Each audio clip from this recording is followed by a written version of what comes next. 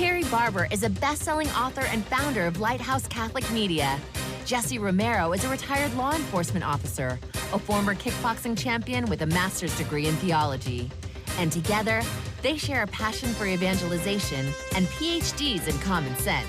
You're listening to The Terry and Jesse Show on Immaculate Heart Radio. To join the show, call 888-526-2151. Here's Terry and Jesse.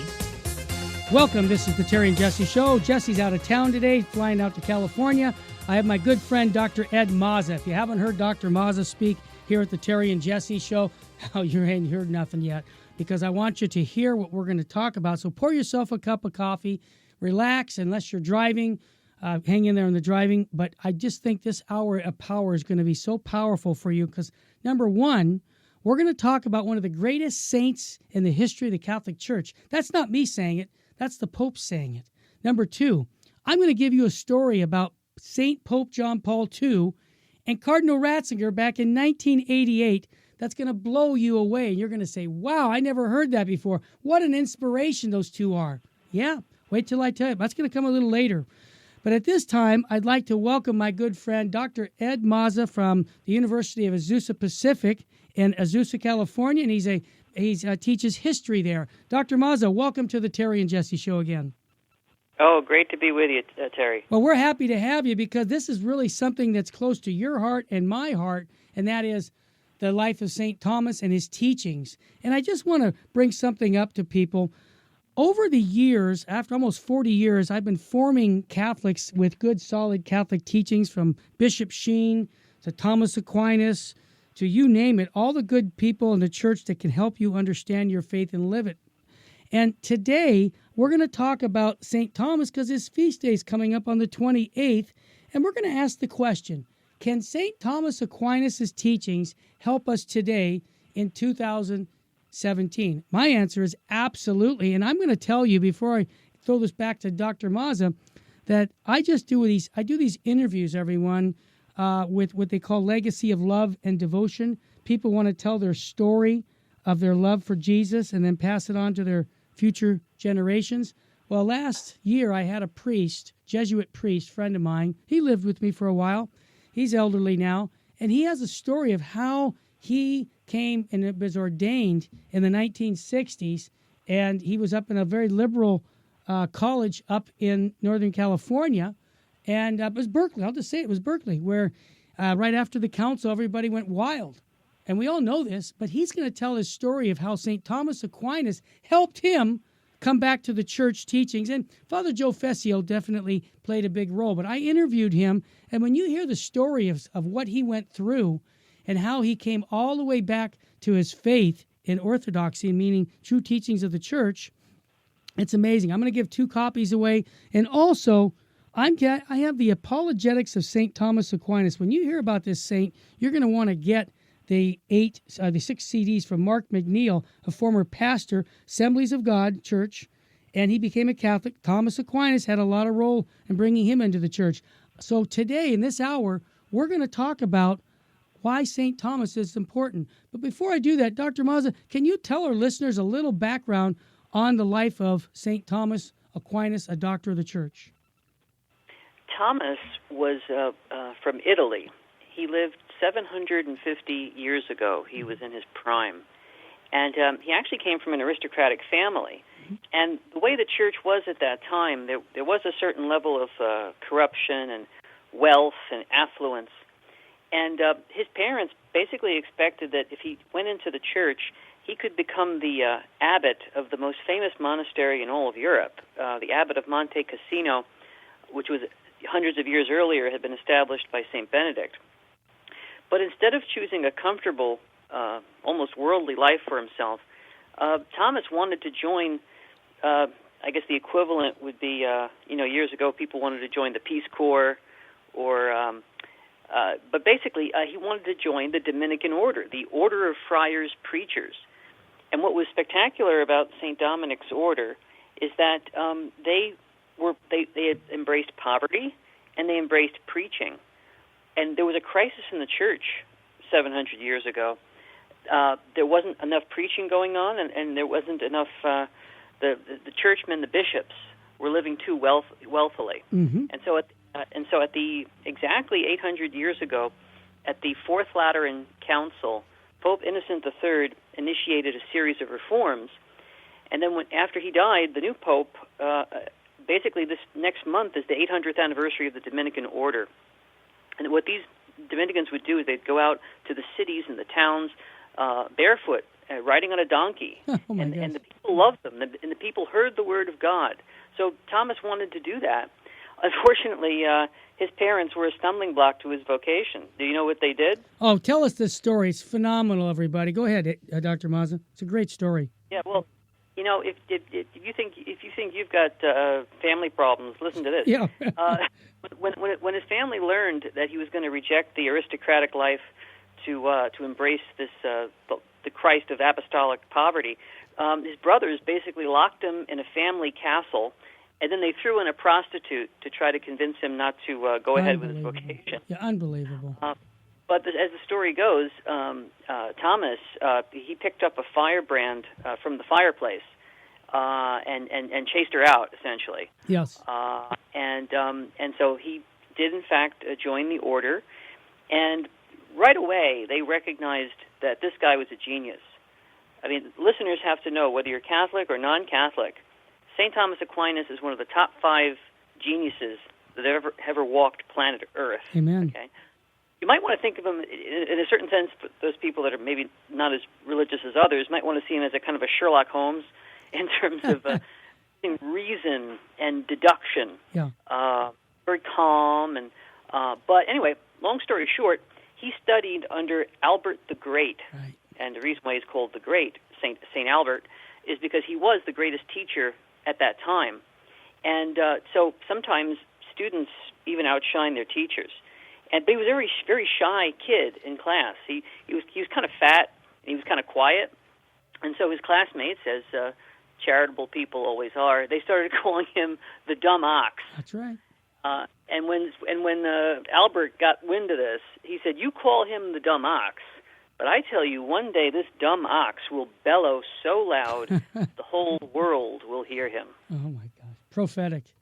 Dr. Mazza, I'm amazed at his writings, but I see today in our church right now the benefits of studying St. Thomas Aquinas. And, oh gosh, there's a gentleman that I promoted many years ago, about 15 years ago, Mark McNeil. He was a Protestant minister who came into the church.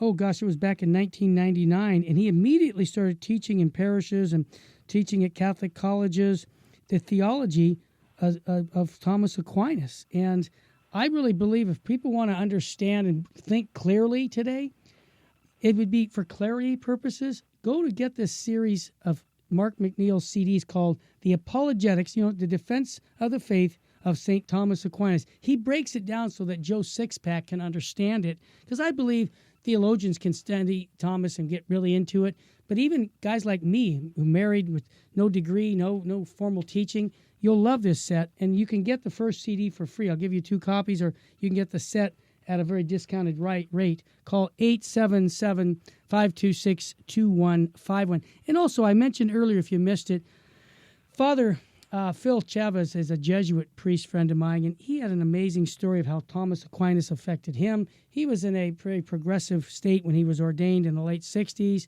got into all kinds of mischief and thought that this was cool to smoke dope with the kids and do all kinds of terrible things. And then he had a massive conversion, and Thomas Aquinas affected him. But I do these fireside chats. If you'd like to get a couple copies of understanding what it was like back in the late 60s and how we've developed from that, you can get that by calling 877-526-2151. And by the way, I'm going to tell a great story after the break about Pope St. John Paul II and Benedict XVI in Germany in the late 80s. But I also want to mention that Jesse and myself are going to be at St. John Vianney's Parish March 11th at a men's conference. You can get that information by going to Catholic Men's Fellowship.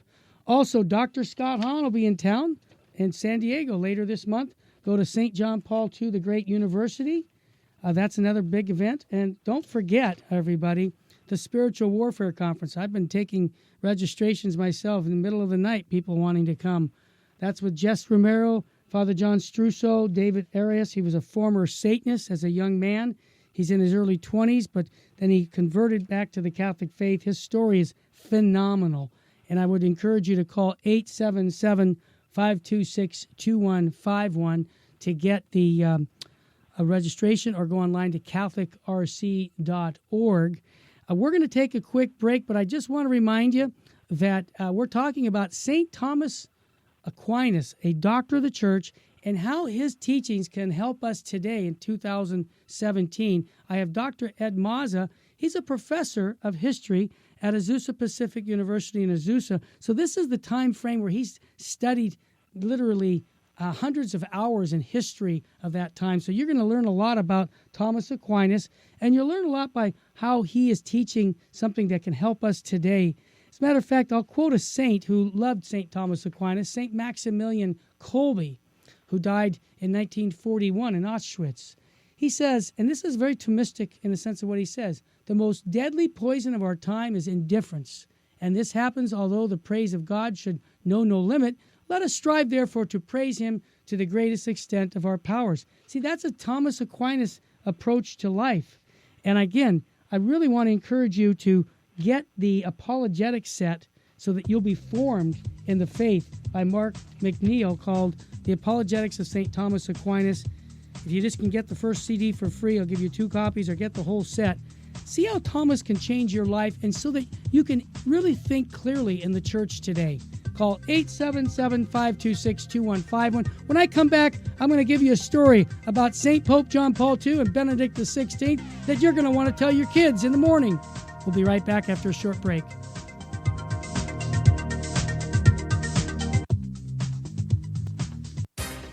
Back to the Terry and Jesse Show on Immaculate Heart Radio. Want to join the conversation? Call 888-526-2151. Now here's Terry and Jesse. Welcome back. As I mentioned, Jesse is traveling today. He'll be back on Monday. I made a promise about Pope John Paul II and Benedict XVI that I'm going to keep. But I just want to let you know I've got Dr. Ed Mazza, professor of history from Azusa Pacific, talking about one of the greatest saints of our church, St. Thomas Aquinas. We're going to be celebrating his feast day, January 28th. But here's the story that, man, it's just I love storytelling. Can you tell everybody? You think.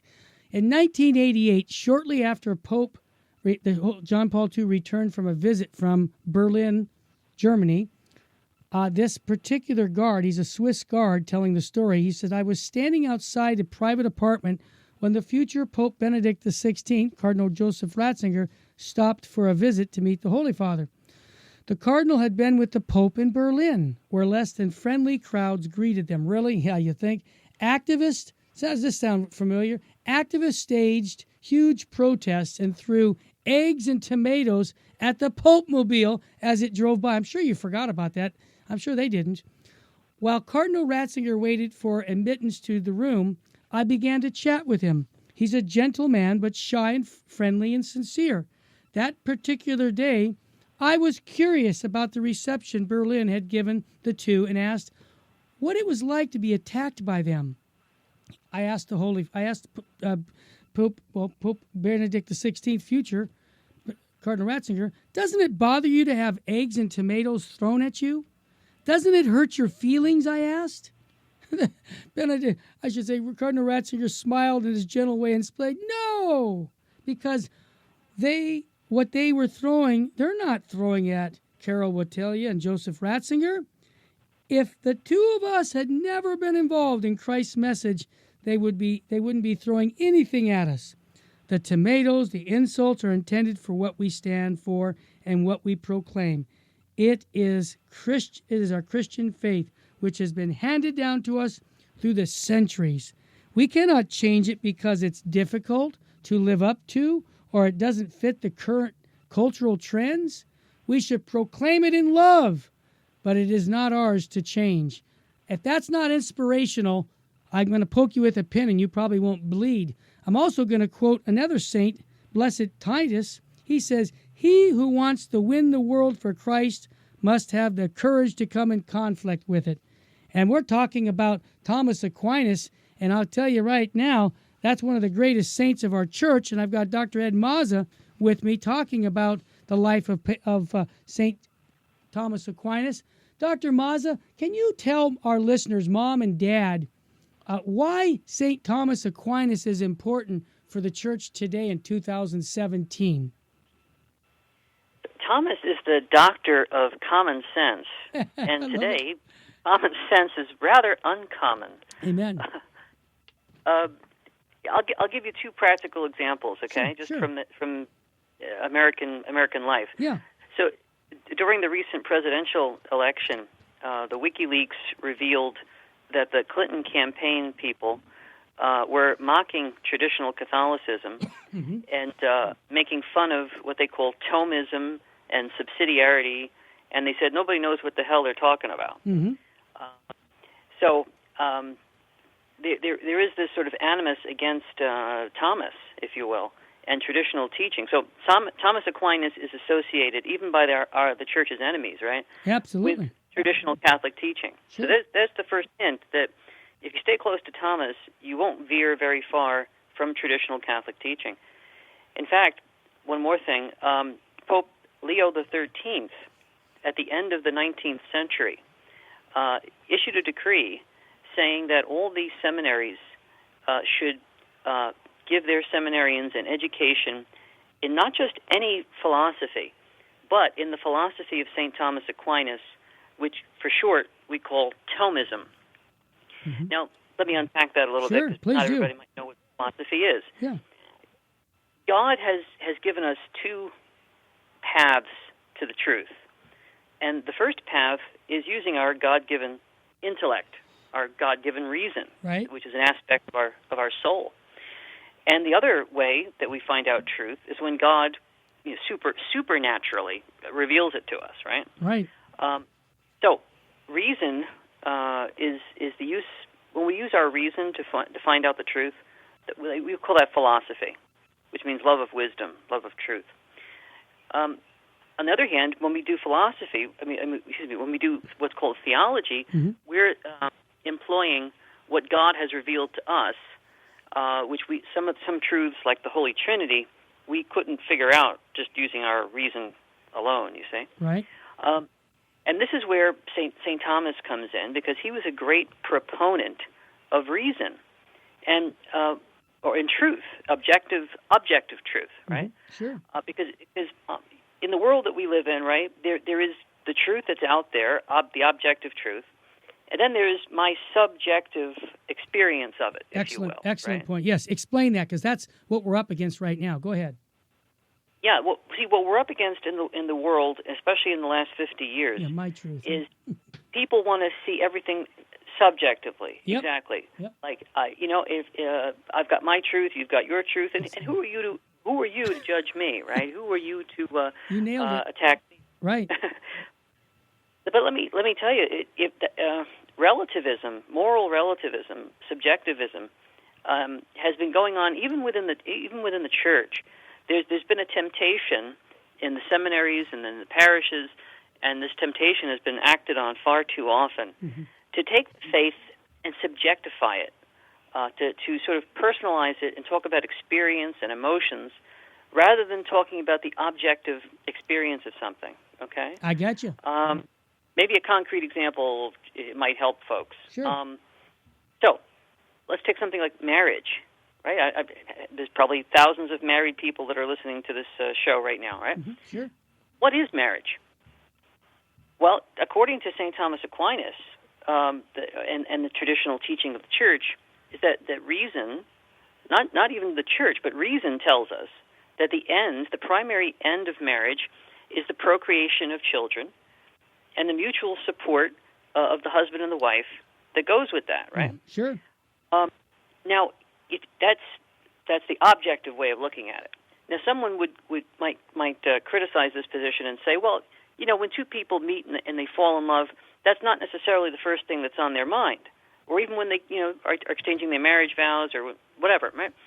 But that's their subjective experience of it, right?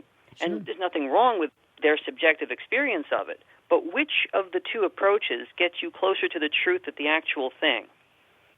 You know what I mean? Sure. No, it's a good example of why Thomas's teachings are so clear. Dr. Mazza, that whole thing about my truth, your truth, I mean, we all hear that for the last 40 or 50 years, and we've seen what that has given us, and what it's given us is chaos. So I want to encourage our listeners two things. I know first of the week I talked about How to Study the Bible by Dr. Scott Hahn as a New Year's resolution, a 4-CD set. I keep pushing these things on you folks because I want you to get good formation. In an hour show, I can't give it all, but I give you resources, whether it's the Apologetics of St. Thomas Aquinas by Mark McNeil. You can get that also by calling that number, 877-526-2151. Dr. Mazza, being a man of history, you're a PhD in history, you've seen what Thomas has done for the church in a sense of clarity.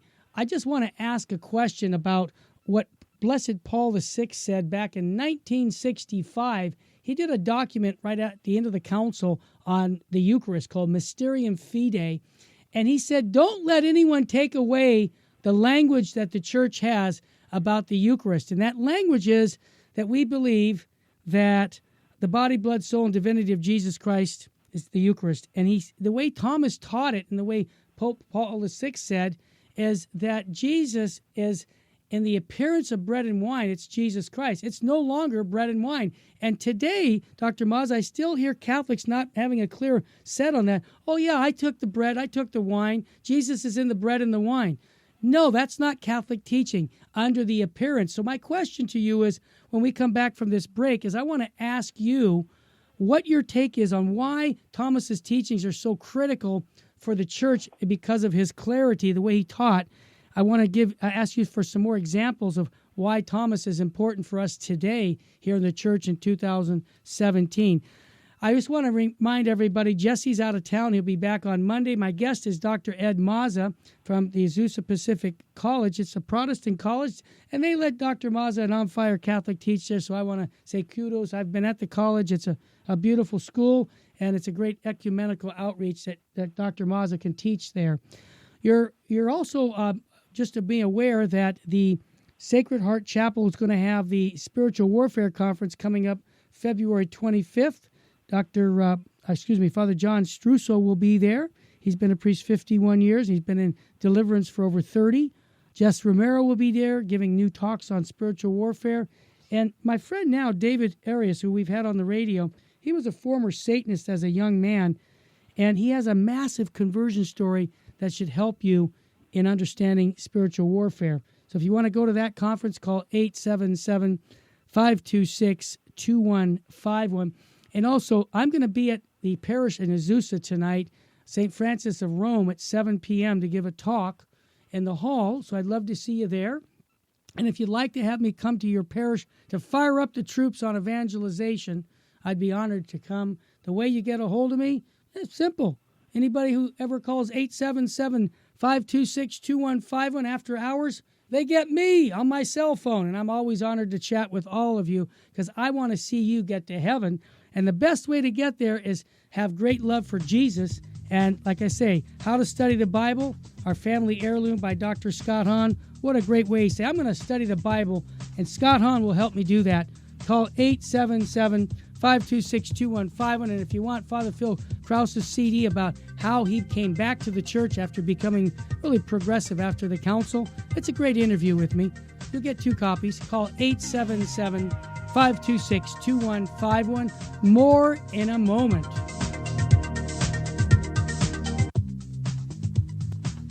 This is Bishop David O'Connell, and you're listening to the Terry and Jesse Show on Immaculate Heart Radio. Back to the Terry and Jesse Show on Immaculate Heart Radio. Want to join the conversation?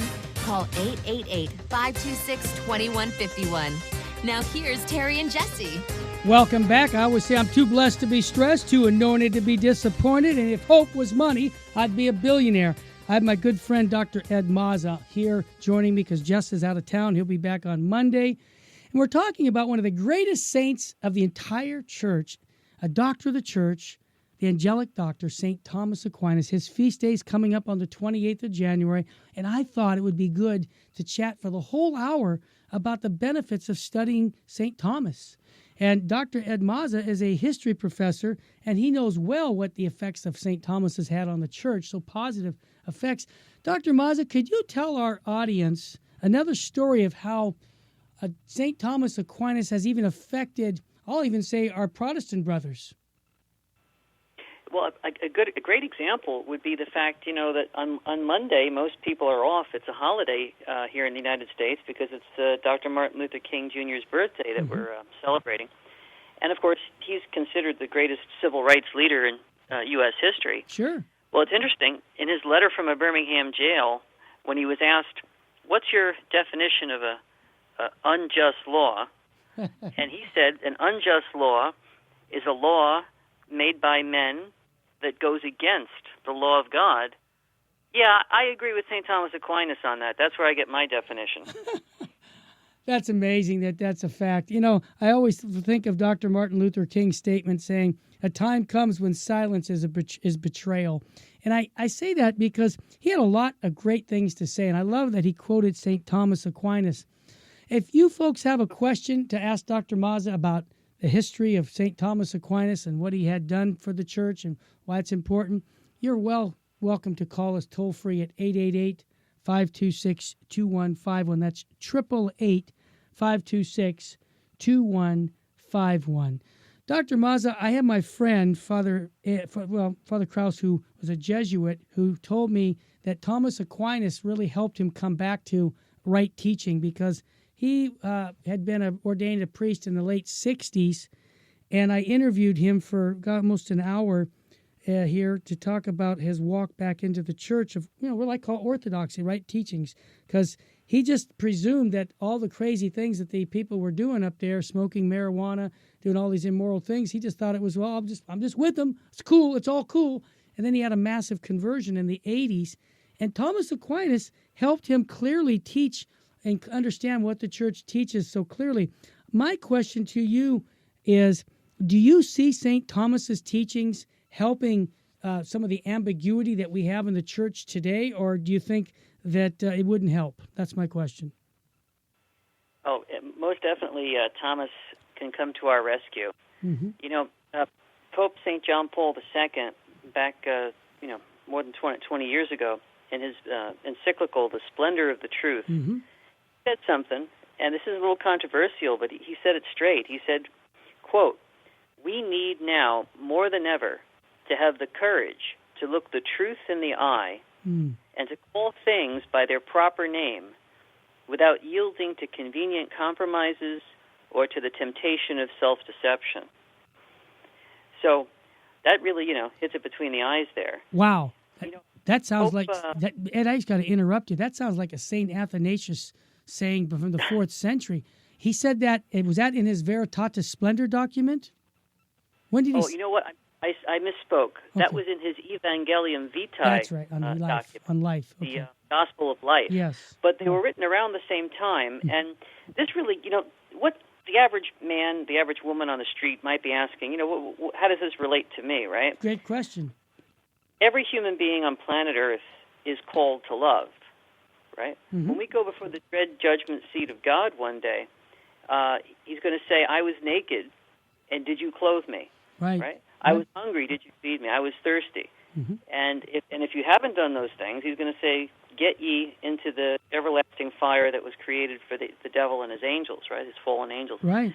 And they're going to say, Lord, when did we see you naked? When did we see you hungry? When did we see you thirsty? And he's going to say, when you didn't do it for the least of my brethren, you didn't do it for me. Jesus commanded the apostles, I give you a new commandment, love one another. Mm-hmm. But here's the thing, right, Terry? Yes. What is the definition of love? Oh, great. Yes. What does Thomas say? Go ahead. Is it a fuzzy feeling that we get? Is it chemistry between two young lovers? No. There may be these emotional aspects to love, but love, ultimately, according to St. Thomas Aquinas and the traditional teaching of the Church, is when you and I will, with our will, the good for another person. Right. Yep. And here's where truth comes in, and this is where Aquinas comes in, this is where reason comes in. You can't know what the good is for another person unless you know the truth, right? Sure. It's incumbent upon us to see the truth clearly, because without truth, there's no love. All right, you can't have one without the other. It doesn't work that way. Well, is that why, Dr. Ed, I mean to interrupt you, but that faith and reason that we talk about as Catholics is so important, that's pretty much a Thomistic philosophy, faith and reason. Is that a fair statement? It is. Back in 2006, Pope Benedict XVI gave his famous Regensburg address at the University of Regensburg, where he used to teach. Mm-hmm. And the essence of his talk, which was very famous and very controversial, to be frank, was that in the East, where Islam is dominant, there's a fundamentalism that is not based on reason, but it allows, and because it's not based on reason, terrorism goes on, okay? Sure. And it, just in a nutshell, one of the greatest Islamic thinkers from the Middle Ages, his name was Al-Ghazali. Mm-hmm. And this is what he said. He said that so-and-so taught, there is nothing obligatory by reason. No obligations flow from reason, but only from Sharia, the Sharia law. Mm-hmm. Nothing you can know through your reason can tell you anything about whether what you are going to do is morally good or evil, whether it is just or unjust. And this is the leading school of thought among Islamic jurisprudence in the world today. So Pope Benedict XVI was saying, look at what happens when you divorce reason from faith. Look what goes on, you see? Sure. And then he said, in the West, we don't like faith. Can I go up to Congress and talk about the Ten Commandments? They're going to kick me out, that's right? Or if a judge wants to keep the Ten Commandments at his courthouse, what happens, right? Right. So, but the Holy Father said that not only do we kick out the faith in the West and religion, but we seem to poo-poo even reason. Because like we said before, everything is morally relative, right? You've got your truth, I've got my truth, and who are you to criticize, right? Mm-hmm. So this is where Thomas Aquinas comes in. Aquinas, with the Church, has said we need reason and faith. They go together. Well, that makes sense. And, I see also St. Thomas's teachings in regards to common sense. As G.K. Chester said, common sense isn't that common. But even on the what we're doing regarding defending life and on abortion, I bring that up again because I know it's not comfortable, but the point of it is people deny that it's a baby because they say it's not a baby, but that doesn't make it not a baby. So if I say I'm 6'5" and everybody knows I'm 5'5", just because I said it doesn't make me 6'5". And I just seem to think today, if we had more St. Thomas Aquinas apologetics and teaching us the faith, we could be really more clear in our teaching, because my take on it, Dr. Mazza, is that a lot of us are not well equipped to answer these questions. And so that's why I'm encouraging everybody to get the Apologetics of St. Thomas Aquinas by Mark McNeil, another convert to the faith, by calling that number 877-526-2151. Dr. Mazza, we're going to be taking a quick break, but I want to tease everybody because people really like what you have to say from the historical perspective. You're going to be coming in later this year to the Sacred Heart Chapel and giving a set of talks on the 500th anniversary of the Reformation. Can you just briefly, before we go to a break, tell our folks why it would be important to understand that perspective, what happened 500 years ago with Martin Luther? Yeah, let me whet their appetite by giving you a quote from Luther on reason. Martin Luther on reason. Quote, "Reason is the greatest enemy that faith has. What? It never comes to the aid of spiritual things, but more frequently than not struggles against it. And as for reason, he said, reason is the devil's greatest whore. By nature and manner of being, she's a noxious whore. She's a prostitute, et cetera, et cetera." Wow. Okay, you just knocked me off my chair, and I think you knocked everybody else off. Dr. Ed, I think the folks are going to get a great education on Martin Luther and his teachings. And so we want to be fair about it. We want to do it from a perspective of history, and I think that's your forte. And folks, if you just keep looking at our website, the CatholicRC.org website, and you'll be knowing the date and times for that. Folks, you're listening to the Terry and Jesse Show. Jesse's out of town, flying on an airplane, but he'll be back on Monday. I have my good friend Dr. Ed Mazza from Azusa Pacific University College in Azusa, and he is a professor of history. And so we're talking about history of what does St. Thomas Aquinas, the great angelic doctor, have to say today in 2017. As you know, we gave the history at the beginning of the show. If you want to get a copy of today's show, you can get a couple copies. Just pay the shipping by calling 877-526-2151. Here at the Terry and Jesse Show, it's not just an hour on the radio. I try to get you to start studying your faith all day. In other words, any day you can study it. Every day, if I would love you to do that. So I keep giving you opportunities to get Dr. Scott Hahn CDs, How to Study the Bible for the New Year, or the Apologetics of St. Thomas Aquinas. All this is available at discounted pricing if you call 877-526-2151. Go to our website, CatholicRC.org. We just came out with a bunch of CDs at all the way down to 85 cents a copy. Call us, 877-526-2151. We'll be back in a moment.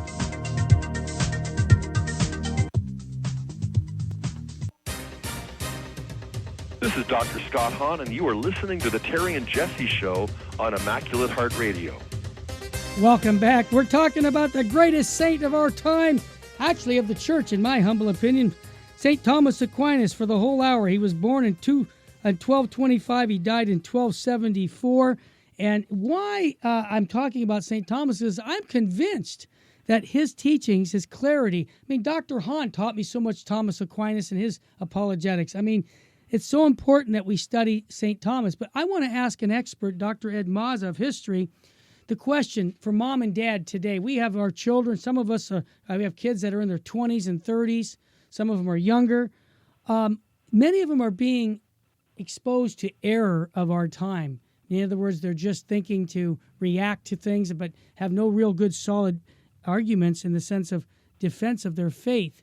And so, Dr. Mazza, can you tell me, because you teach young people, you're a professor, give me a scenario right now why Thomas Aquinas could help our young people in defending their faith using reason. That's my question.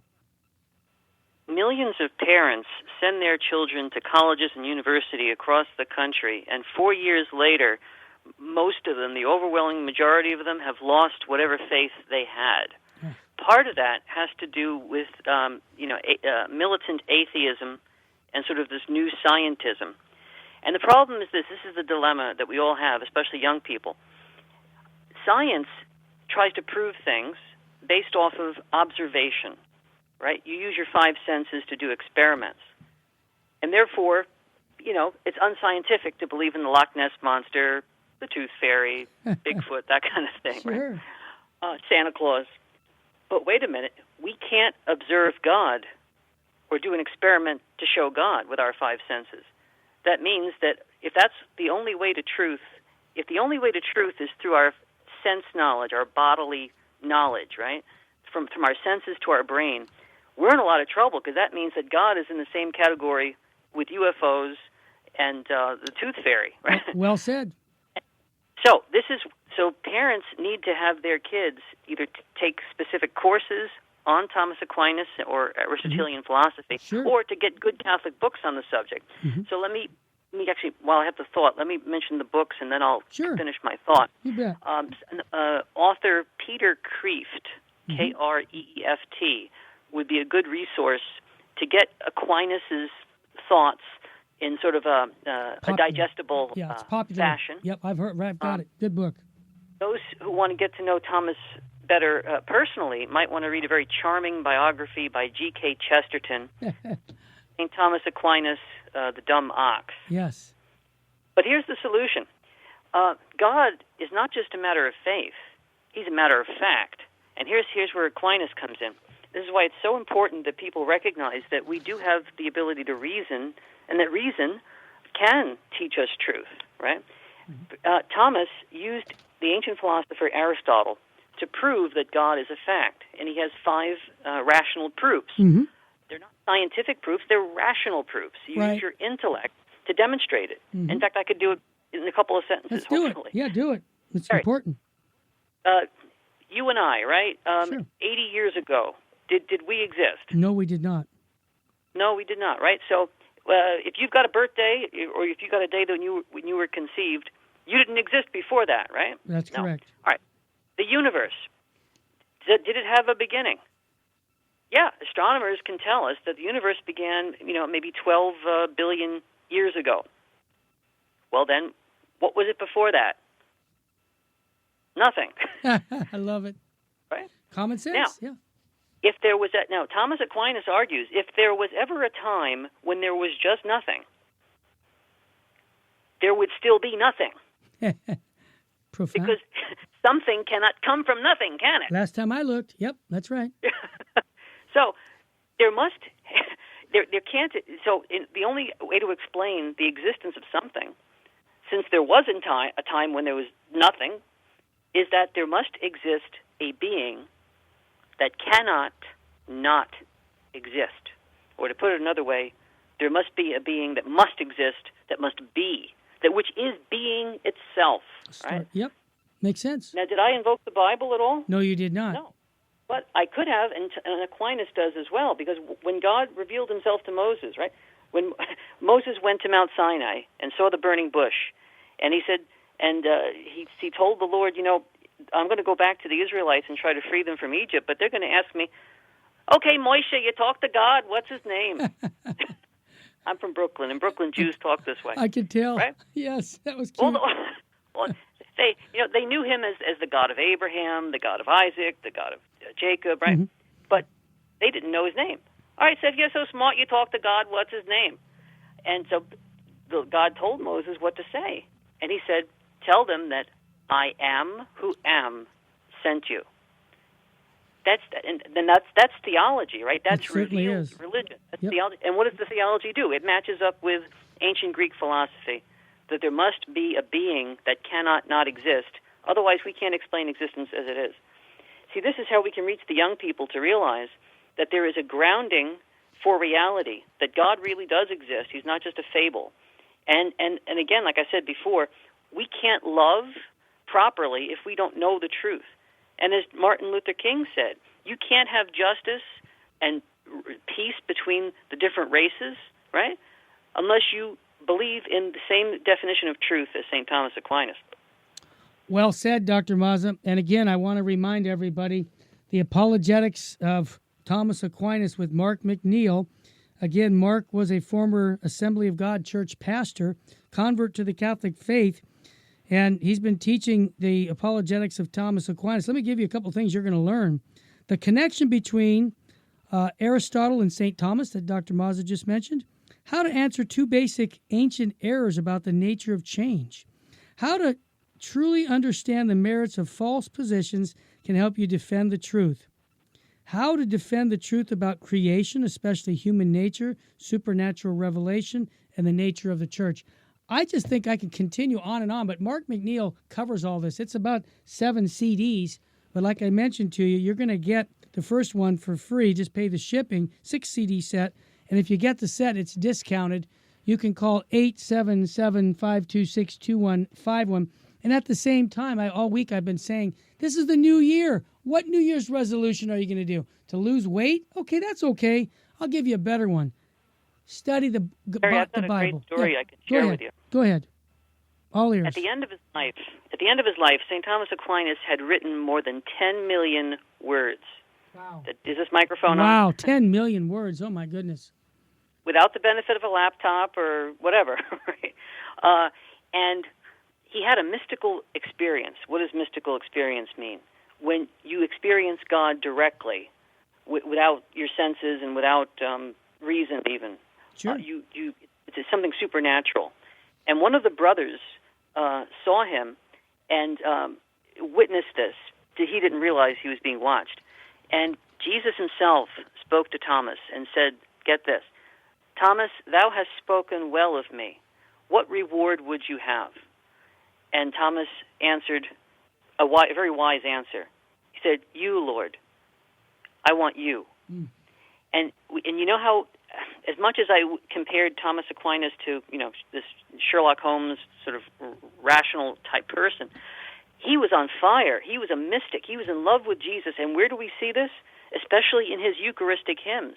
How many millions of Catholics go to, and I wish millions more would, right? Eucharistic adoration. Sure. Have you ever sang the hymn, Tantum Ergo? Every day. Yep. That was written by St. Thomas Aquinas. Yep. Back in the 13th century, when Europe was Catholic, do you know that that's when they invented the university system in the first place? And that's when they had Christ as king of society. Amen. They had a great feast, the Feast of Corpus Christi, and everybody would be out in procession. And the Pope personally asked Thomas Aquinas to write the hymns in Latin to honor our Lord in the Eucharist. Beautiful. And if I could just briefly read... Please do. We got time. Go ahead. Into English of what Thomas writes here. He says here, Word made flesh, the bread of nature, by his word to flesh he turns. Wine into his blood he changes. What though sense no change discerns, only be the heart in earnest, faith her lesson quickly learns. So Thomas Aquinas says very clearly here that the bread turns into his flesh and that the wine turns into Jesus' blood. And it's very important that we get our vocabulary straight in order to understand. Amen. The ancient philosopher Plato, he once wrote that an error in language is not just an error in language, it can lead to moral errors. Well said. Dr. Mazza, we're out of time. That's why I'm encouraging people to study St. Thomas Aquinas. And we have the series, the Apologetics of St. Thomas Aquinas with Mark McNeil. You can call 877-526-2151. Dig into St. Thomas. You will never regret it. Also, How to Study the Bible by Dr. Scott Hahn. What a great New Year's resolution. We enjoyed talking to Dr. Mazza again about this topic of St. Thomas Aquinas. Dr. Mazza, we thank you for you taking time out of your schedule to join us here at the Terry and Jesse Show. Thank you so much for having me. Well, God bless you, brother. And folks, don't forget, we got Dr. Mazza coming to the Sacred Heart Chapel. Just go to the CatholicRC.org website and you'll find it there. He's going to be speaking along with Jesse Romero. And the new one that's coming up is going to be on the 25th of February, the latest one, the Spiritual Warfare Conference, with Jesse Romero, Father John Struso, and David Arias. And David was a former Satanist who has a conversion story that is powerful. Join us at last 2 years. This is the third year. We always fill up. You might want to get your tickets early because I hate to say no to you when we're filled up. Call 877-526-2151. This week's been a great week in studying our faith. Let's continue to get closer to Christ so that when that day comes, and it will come, we'll meet Jesus. So may God richly bless you. And I always use my Bishop Sheen line. It says, full sheen ahead. May God love you. And we'll see you again on Monday, the holiday. Take care.